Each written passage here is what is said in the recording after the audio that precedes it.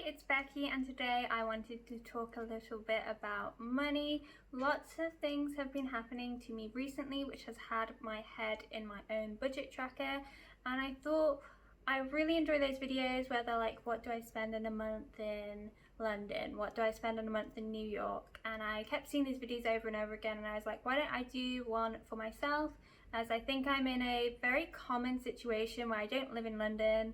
I don't live in a big city. I actually live in a commuter town just outside of London. I live in Slough, and I think it would be interesting for people to know how much I actually spend, because it's a lot different to living in a big city and it's a lot different to living in more rural areas. I know I'm always interested in those kind of videos, so I thought you guys might be too.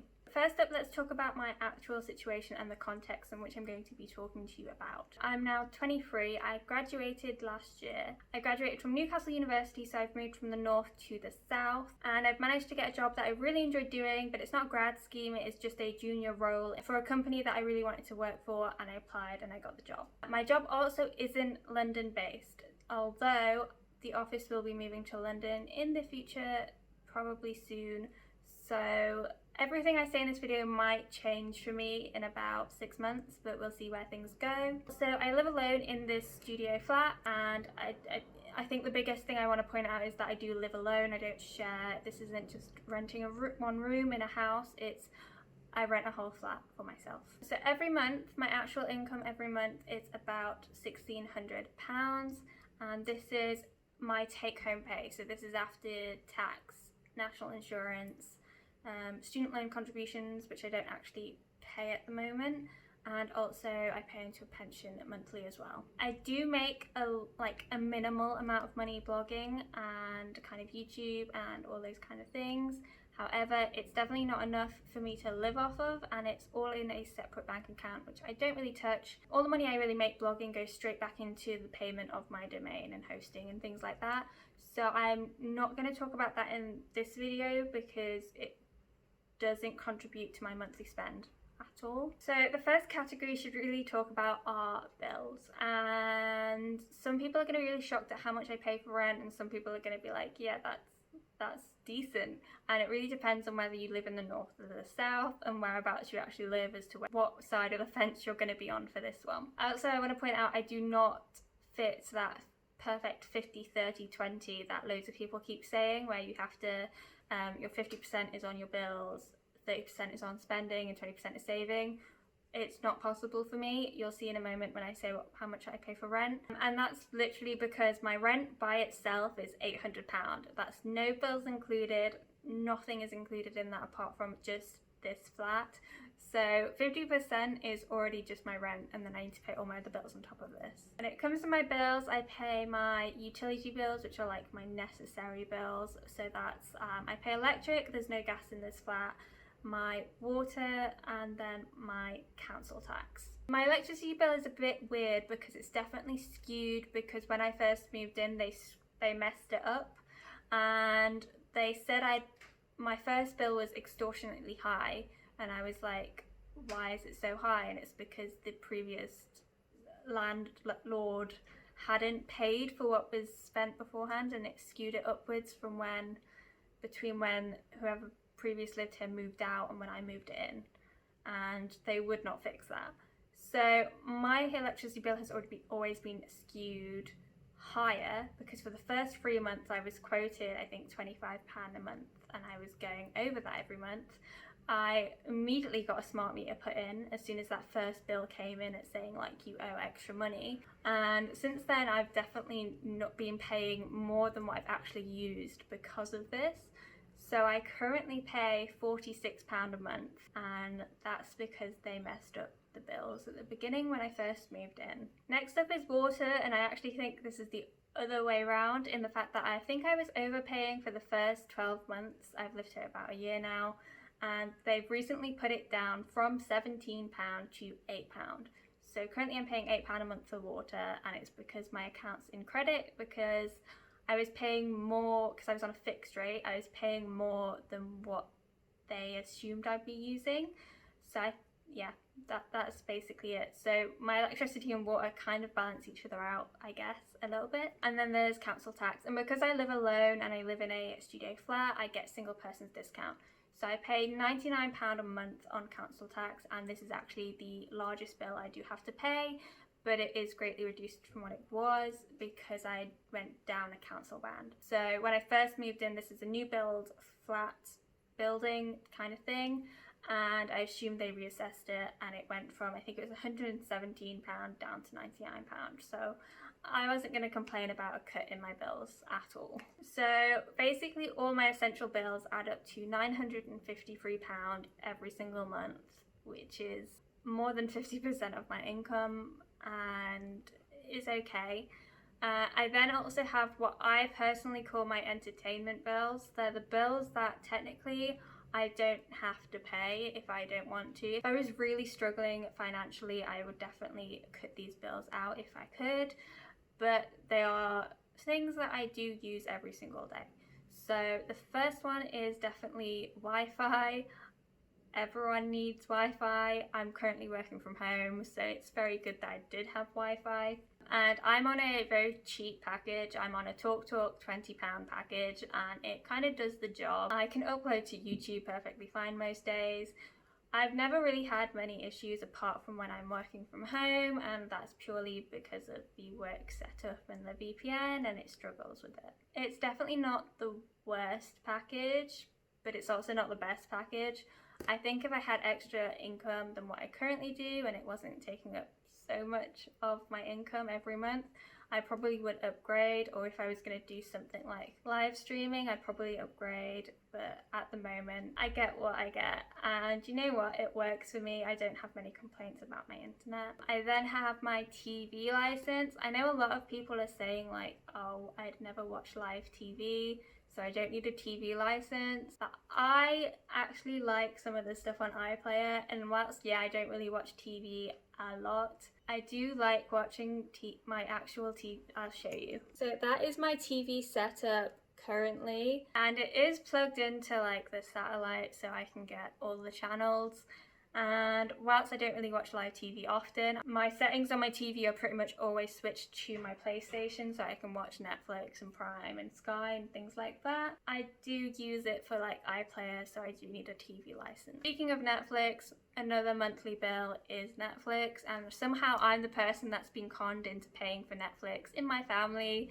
So my parents also use it, both sets of parents and my aunt as well. I pay £8.99 a month for Netflix, and I'm just going to round that straight up to £9 for the ease of this video. I do also have Amazon Prime, which I pay for, but because I pay for that yearly, I'm not including this because it doesn't actually affect my monthly spend. And then finally, for my entertainment bills, I've recently, like this year, I've just got the phone that I'm using for these videos, and basically that's £40 a month for the phone and the SIM. And some people will probably say that's really expensive. It's cheaper than what my previous phone bill was, and it was a brand new phone. It's the Samsung S20, and I mean, I use it every single day, and I use it for YouTube, I use it for taking photos, so I don't really feel like it is a lot because I use it so much. And whilst if I do get into financial difficulties, I would probably just keep this phone for like a few extra years over getting a phone and SIM contract. My previous phone had been broken quite a bit and the camera really had gone downhill. That's all my entertainment bills. Every month I pay £82 as part of my entertainment bills, and thinking about it, £82 a month for TV, internet and phone, all of which are things that I use every single day. I mean, I watch Netflix on my phone and I need the internet for Netflix and TV, so it all kind of goes together. And you know what, £82 for doing something that keeps me entertained every single day is fine. If I wasn't watching TV or something, then yeah, I'd kind of be a bit like, ooh, okay.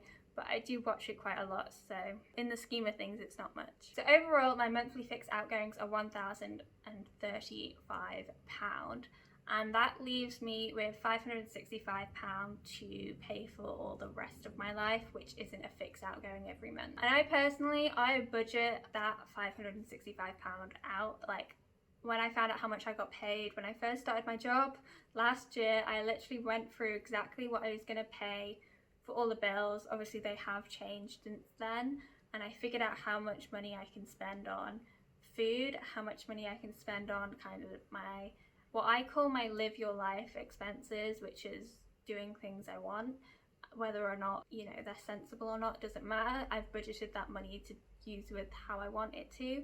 And then also savings, because down south it's so expensive to rent. It's actually cheaper if you manage to get a deposit saved and you manage to get a mortgage. It's so much cheaper to get a mortgage and buy somewhere than it is to rent, which is absolutely ridiculous, especially when all your money is going on rent and you can't save. I'm very lucky in the fact that I do live in Slough, which means I do get to save a bit more money than those living in like London, and that means I have been saving for a deposit as well. So first up, I actually want to talk quickly about how I set up my bank accounts and how I don't meticulously track every single thing I'm spending every single day to find out how much I'm spending on each of the categories. I'm going to tell you what I budget for every month, but instead I have separate accounts. So all of my income goes into my bills account, and then all my bills get paid from that account at the beginning of my month when I get paid, or very closely to the beginning of the month, and that account doesn't really get touched apart from that. And then I also have direct debit set up to put the budget money that I'm going to talk to you about into different accounts so that I can actually spend them. So all my food money goes into a food / necessities account, which is also the account that pays off my credit card. So I actually buy all my food on my credit card, which means I know in my head that I'm not going to get into credit card debt because I can only spend on my credit card what I have in that account that's going to pay off it at the end of the month. And then for my Live Your Life entertainment funds, I automatically set a direct debit up to go to my Monzo account, which obviously has different saving parts as well in case I do want to save up something that is entertainment wise. And it just means that every month I'm not going, oh, how much money do I have left? It means I can just check that certain account and I don't have to work it out. I can just see like, oh, I've got £50 left in my entertainment budget, which means I have £50 left for the month, and I don't have to work out how much I've spent. I then do also have a savings account, which I think everyone should have, even if they're putting like minimal payments into.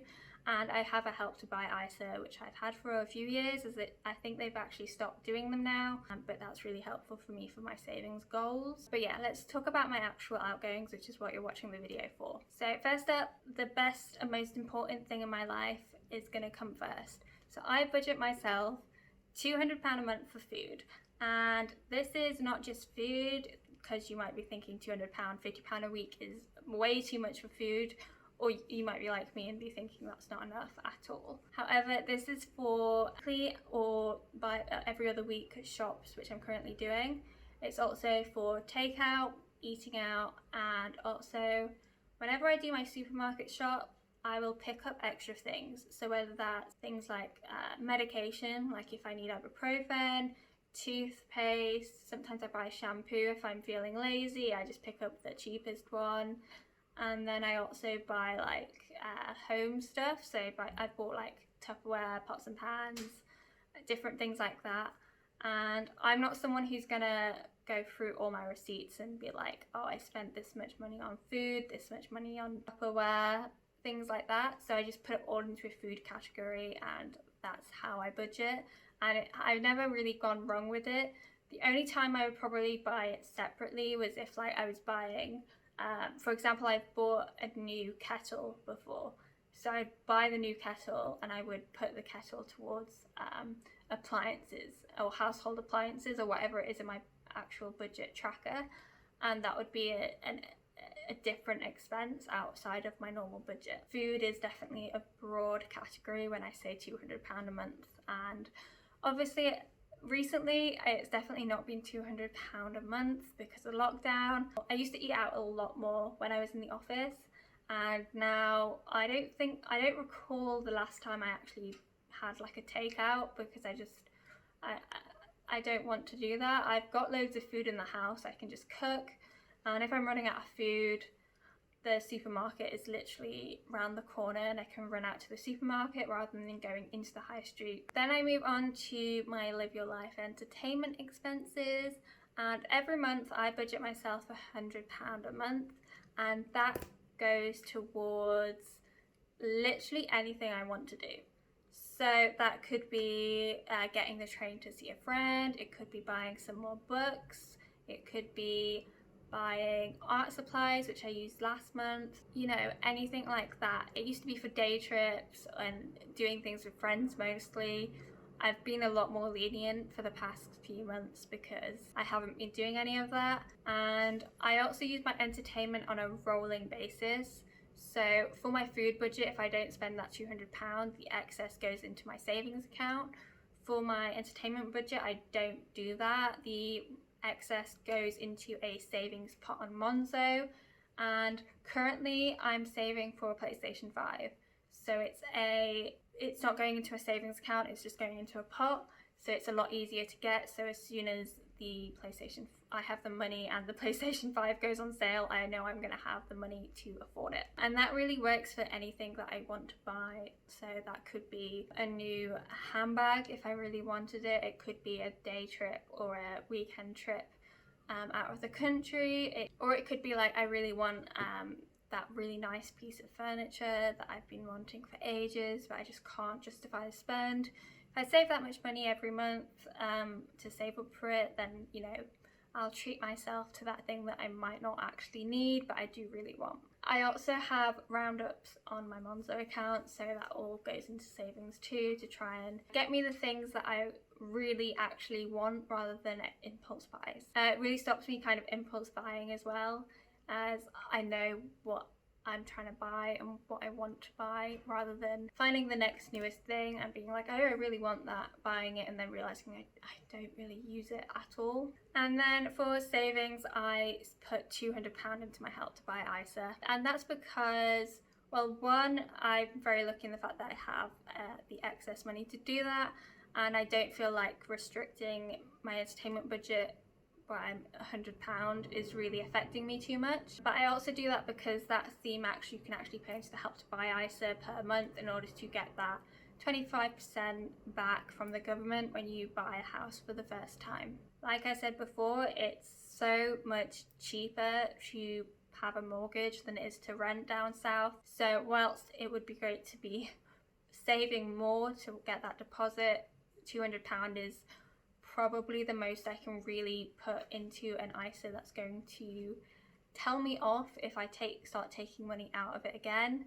And I do have to think very carefully when I'm planning my life out as to whether or not I can put this money away or not, and I'm very fortunate that I can. And like I said before, I do have a savings account which I do pay excess money from my food budget into, and that really helps build up extra money, which did get some interest, but doesn't anymore because of the interest rates. And then since April, if you read my blog, you'll know that I've also been investing £25 a month into stocks and shares. I'll leave the link in the description if you want to read more about that, but it's really simple. That I have £25. I'm not missing it, especially at the moment, as I'm always in this flat nearly.